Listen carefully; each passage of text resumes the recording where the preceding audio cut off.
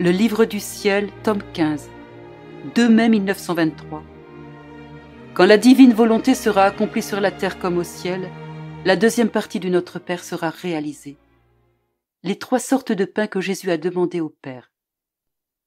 Je sentais mon esprit perdu dans l'immensité de la volonté éternelle. Mon doux Jésus revenait à son enseignement sur la très sainte volonté de Dieu. Il me dit : « Ma fille, oh, comme tes actes accomplis dans ma volonté s'harmonisent bien.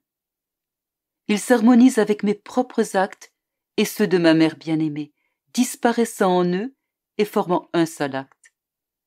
C'est comme le ciel sur la terre et la terre dans le ciel. L'écho de l'un est dans les 3 et les 3 est dans l'un de la très sainte Trinité.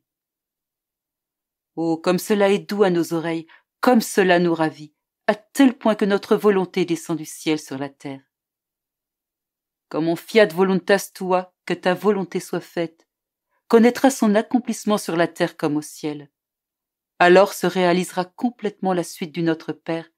Donne-nous aujourd'hui notre pain de ce jour. Au nom de tous, j'ai dit, Notre Père, je te prie pour 3 genres de pain. Le premier est le pain de ta volonté qui est plus que le pain ordinaire, car le pain ordinaire est nécessaire seulement 2 ou 3 fois par jour, alors que le pain de ta volonté l'est à tout moment et en toutes circonstances. Il est cet air embaumé faisant circuler la vie divine dans la créature. Père, si tu ne donnes pas ce pain de ta volonté à la créature, elle ne sera jamais capable de profiter de tous les fruits de ma vie sacramentelle, qui est le 2e genre de pain que je te demande pour chaque jour.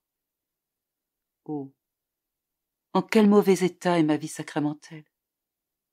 Plutôt que de nourrir mes enfants, le pain sacramentel est corrompu par leur volonté propre.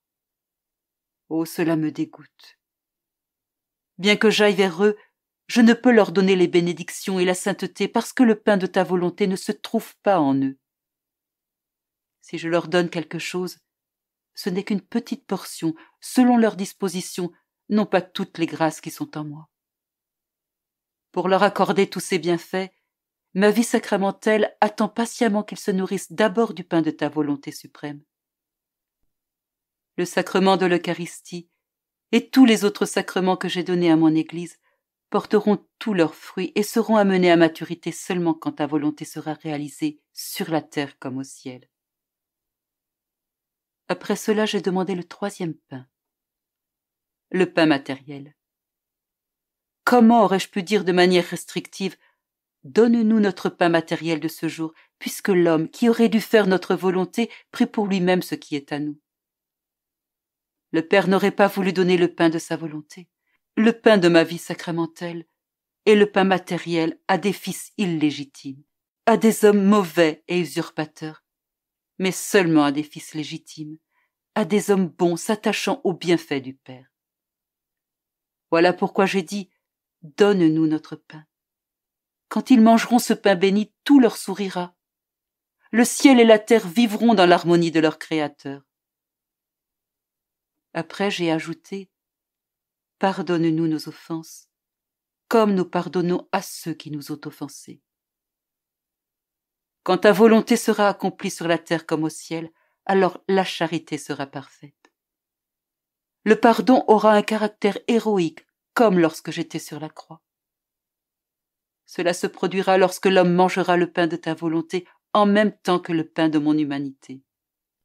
Alors, les vertus seront vécues dans ma volonté, recevant la marque d'un véritable héroïsme et un caractère divin. Elles seront comme des petits ruisseaux s'échappant de la grande mer de ma volonté. J'ai continué par les mots : ne nous laisse pas succomber à la tentation. Parce que l'homme est toujours l'homme, pourvu du libre arbitre, je ne lui enlève jamais ce que je lui ai accordé en le créant. Se craignant lui-même, l'homme doit crier : donne-nous le pain de ta volonté, afin que nous puissions résister à la tentation, et en vertu de ce même pain, délivre-nous du mal. Amen. Observe comment on trouve ici un lien avec le « faisons l'homme à notre image et à notre ressemblance » de la Genèse, comment est validé chaque acte posé par l'homme, comment lui sont restitués ses privilèges perdus, comment lui est redonnée l'assurance qu'il va récupérer son bonheur terrestre et son bonheur céleste perdu. Vois aussi pourquoi le « que ta volonté soit faite sur la terre comme au ciel » est ma première préoccupation et pourquoi je n'ai jamais enseigné une autre prière que le Notre Père. L'Église, fidèle exécutrice et dépositaire de mes enseignements, a toujours gardé cette prière sur ses lèvres en toutes circonstances. Et tous, savants et ignorants, petits et grands, prêtres et laïcs, rois et sujets, tous demandent que la divine volonté soit faite sur la terre comme au ciel. Ne veux-tu pas que ma volonté descende sur cette terre? La rédemption a connu son commencement par une vierge. Et je ne me suis pas incarné individuellement dans chaque être humain pour le racheter, même si quiconque le désire peut bénéficier des avantages de la rédemption et peut me recevoir pour lui seul dans mon sacrement d'amour. Également, le règne de la divine volonté dans les cœurs doit connaître son début et sa croissance par une vierge.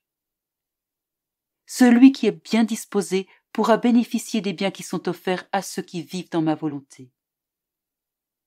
Si je n'avais pas été conçu en ma très chère maman, la rédemption ne se serait pas réalisée. De même, si je ne laisse pas une âme vivre dans ma volonté suprême, le « que ta volonté soit faite sur la terre comme au ciel » ne pourra pas s'accomplir.